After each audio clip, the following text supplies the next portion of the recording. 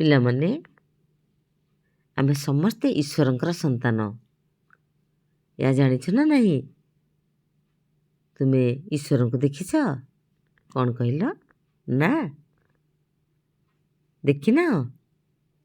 ଆଉ ଆଉ ହଁ, ସିଏ କ'ଣ କହୁଛି? ଓ, ଫଟୋରେ ଦେଖିଛି।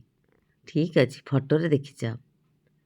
ଜାଣିଛ ନା, ତୁମର ଯେଉଁ ବାପା ମା ଘରେ ଅଛନ୍ତି, ସେମାନେ ତୁମ ପାଇଁ ଜୀବନ୍ତ ଦେବତା। ପ୍ରଥମେ ସେମାନଙ୍କ କଥା ମାନ। ସେମାନଙ୍କୁ ସକାଳୁ ଉଠିକି ପ୍ରଣାମ କରୁଛ ନା ନାହିଁ? ସକାଳୁ ଉଠି ପ୍ରଣାମ କରିବ, ତାଙ୍କ କଥା ମାନିବ।